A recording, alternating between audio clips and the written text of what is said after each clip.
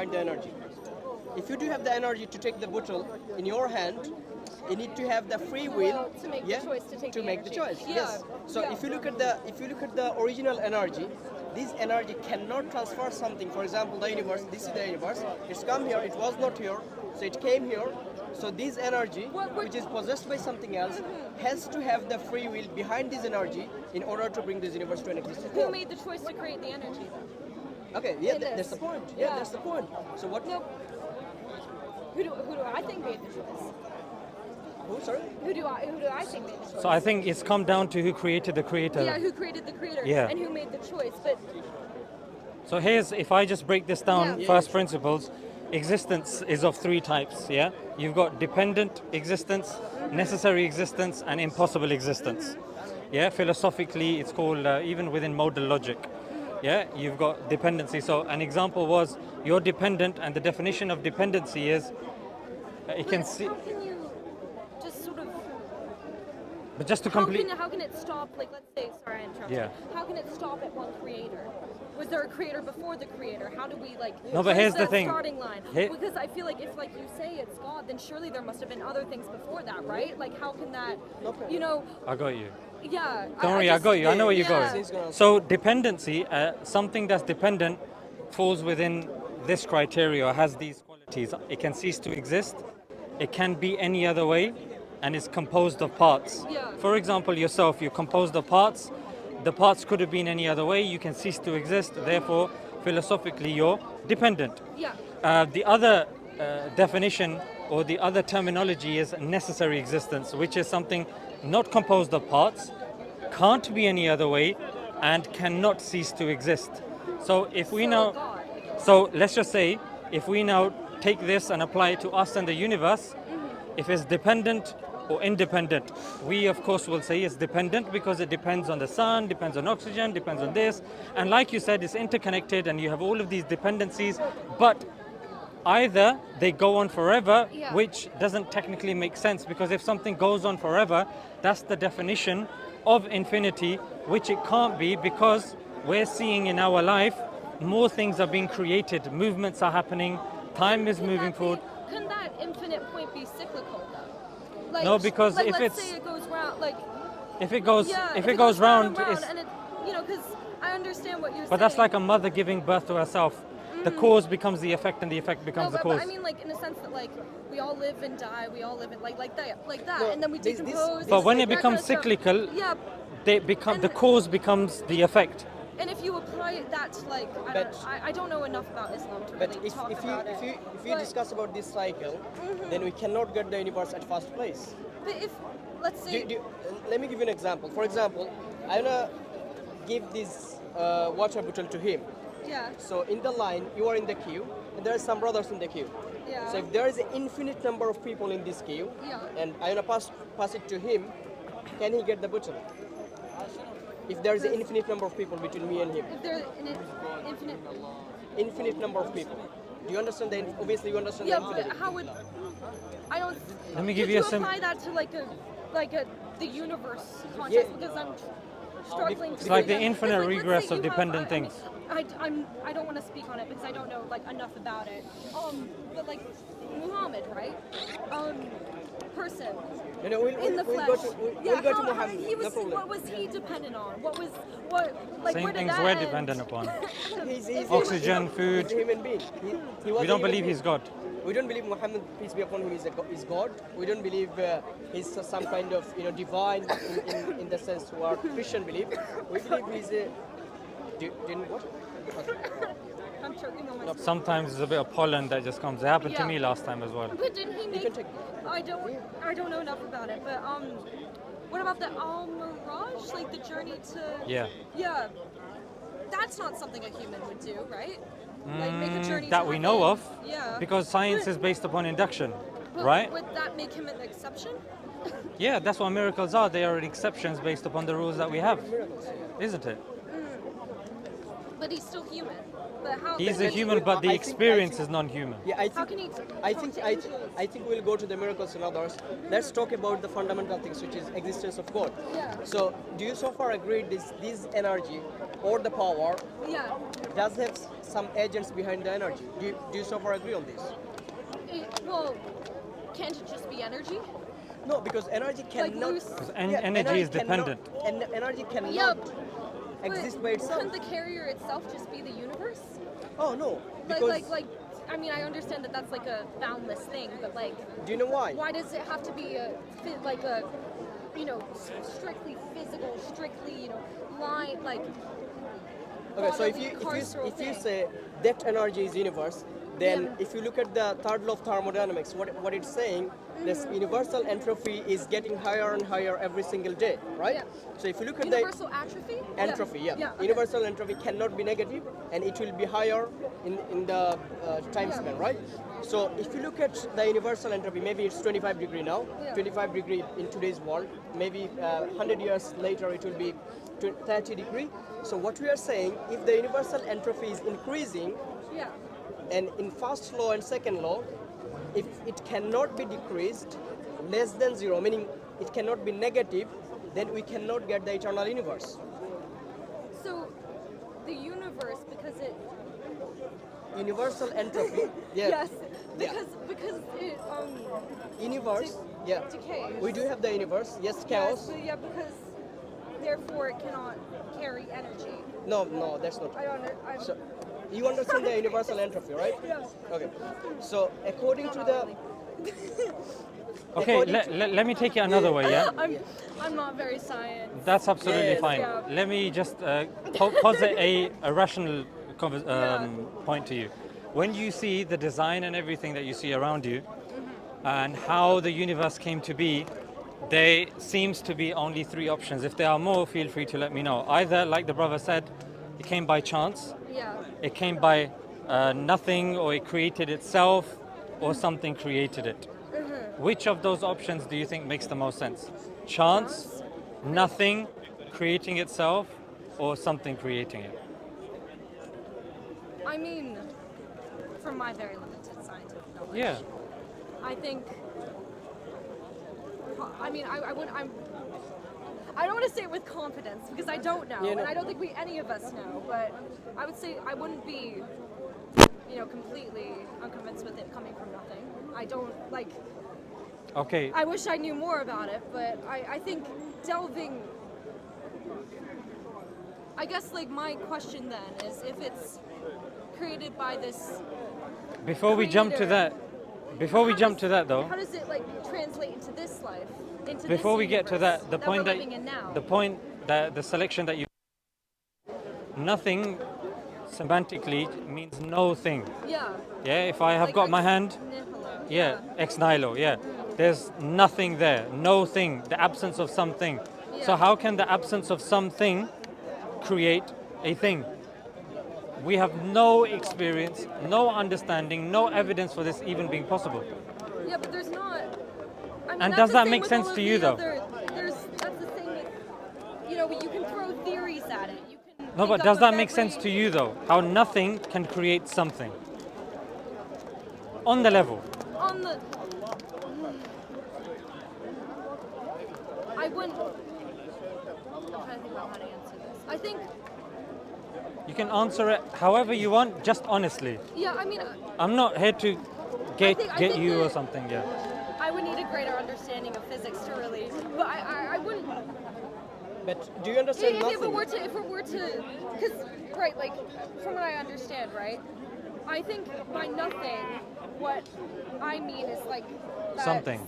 That That's what Lawrence Krauss says. Nothing he believes is something, I mean, which is But- not really nothing. When you say nothing, we mean absence of absolutely, everything. absolutely. I Yeah. think that that's Absence too. of probability, absence of of everything. Yes. Yeah. So can this nothing? Anyway, one question: does nothing have any particles or property? I think a particle, like particles, yes. Then like, it's like, not like, nothing.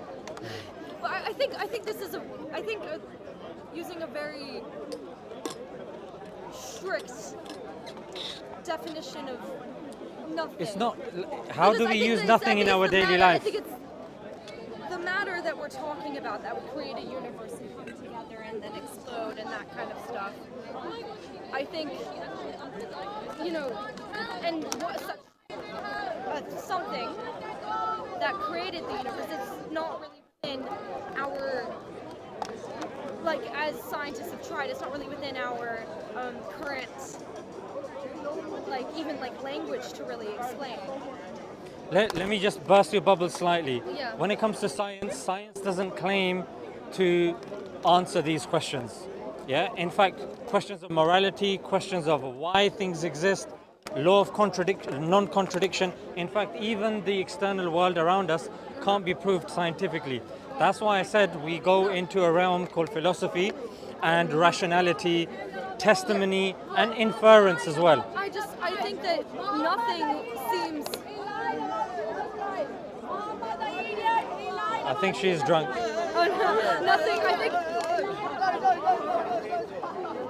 I think nothing is, well, like, it's like a sort of a balance of like, oh yeah, it could be a divine creator or it could be nothing, and it's like, I just don't understand why anything would be more convincing than the other. I think you know the answer to this. When it comes to our understanding of nothing, it means the absence of something. Yeah, but It's not that complicated. I know they make it complicated. By nothing, I mean, I'm thinking of like particles coming together. I know. So like definitely something, but not like a quantum vacuum. But not like the thing in which, I think by thing that I mean is something that is like that defies like what we currently have to explain it now. Does that make sense? What name should I call you? Definition of thing. What name should I call you? Cordelia. Cordelia. Yes. Okay, that's a very unique name. And okay. Cordelia. Zeeshan. Zeeshan. Zeeshan and Nazmul. Nazmun. Big up Nazmun. And Cordelia. I think, because like right now you look at a thing like a tree and that kind of stuff, that didn't exist. Cordelia. That's my definition of thing. Look. Yeah. I want to speak first principles, yeah? I'm not here as a got you or making things complicated for you. You can go and have a conversation with somebody else and you can believe in something totally different.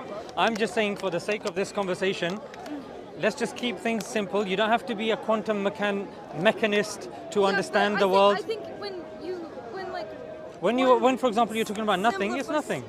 When you're talking about something, it's something. That's how logic works. Like if I am crossing the road, then I will end up on the other side. It follows. If I'm crossing the road and I end up in Japan because there's a quantum fluctuation and I can end up there, but that's not the inference to the best explanation. I would argue that a lot of the, theories for the creation of the universe are quite illogical. They don't really follow our general conventions of More logic. illogical than nothing? Like there was nothing, then there's something. The definition of thing, I feel like... Okay, if you say nothing does have some particular something, so define those attributes. Define the attributes of nothing. Like the theory we have right now, at least from my very limited understanding of it, is the singularity exploding, da-da-da-da-da. No. And I'm thinking of like the little infinite, I can never say this word, but infinite sum, very, very small particles. Very, very small. So much so, can we even call them a thing? Coming together and then exploding. That's what I mean. That's what I believe. No, it's from the universe. We are talking about where does the universe come from.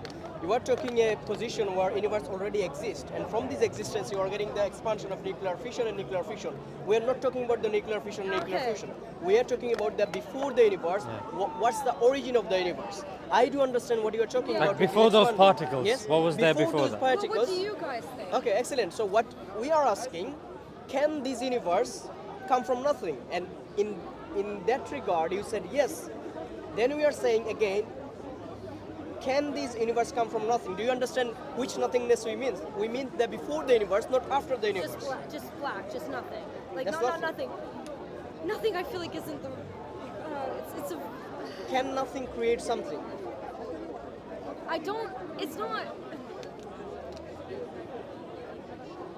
I feel like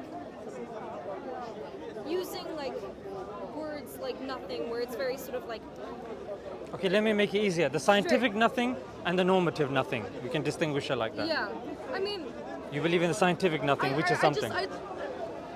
I want to know what you guys think. Okay, before, I'll tell you what we think. Yeah. I'll tell you what we that think. Way I can sort of understand where you're No coming problem, from. no problem.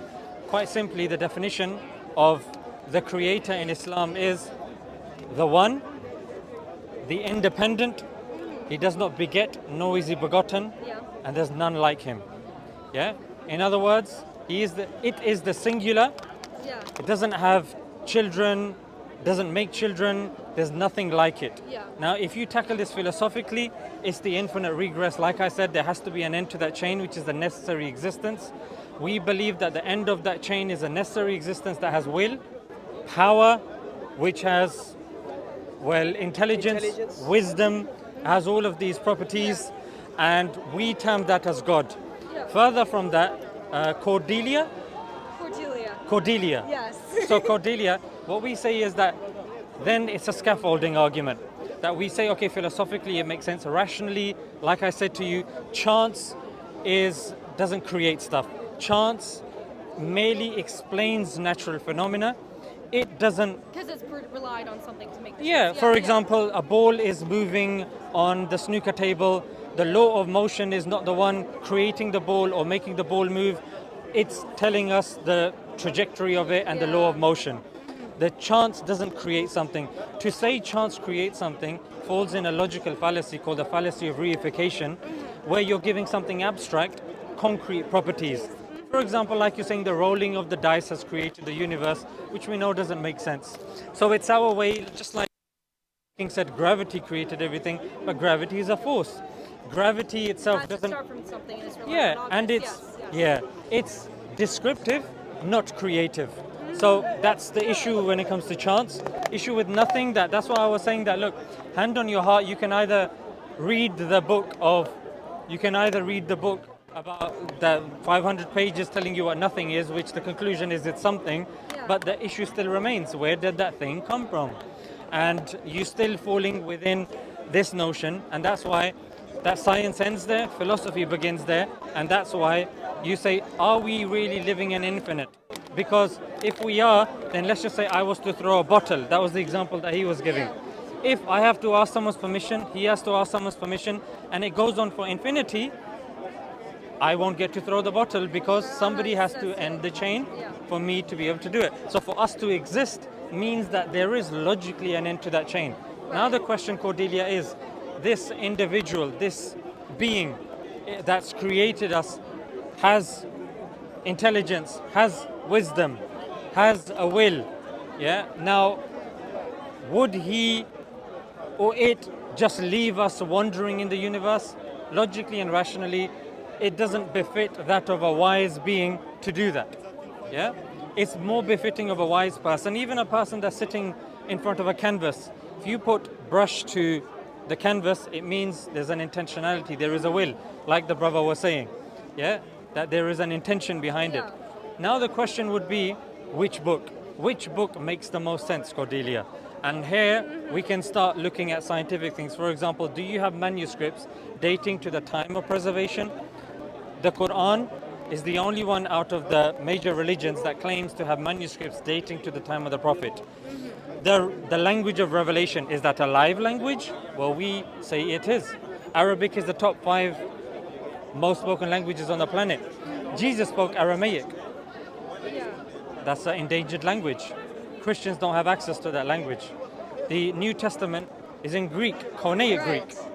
They don't have access to that knowledge. The altered word of the. You see? So in terms of preservation, I understand like the whole the fallacy you were talking about is sort of applying this abstract, these concrete properties, of which we've developed within our own world to this. However, I think I hesitate a little bit when it comes to that coming from because like you said, this omniscient creator, etc., who taught him that? Who taught that to be? Who taught him to choose? Who taught him to be wise? I think we're just falling, like you said, this infinite chain of who started where, and you can just sort of set up a marker at that point. But there's an assumption there. The assumption is that this creator must follow the laws of the created beings. We believe he's uncreated, so he doesn't fall within the criteria that you're applying to created beings. Why can't then the universe coming from nothing, that doesn't, let's say that didn't follow the same criteria, why can it only not follow the same criteria? Because the universe is dependent. God is independent, like the necessary existence. That's why philosophically the two have different criteria. But how do we know? Philosophically, Like, rationally. it's independent. Yeah, but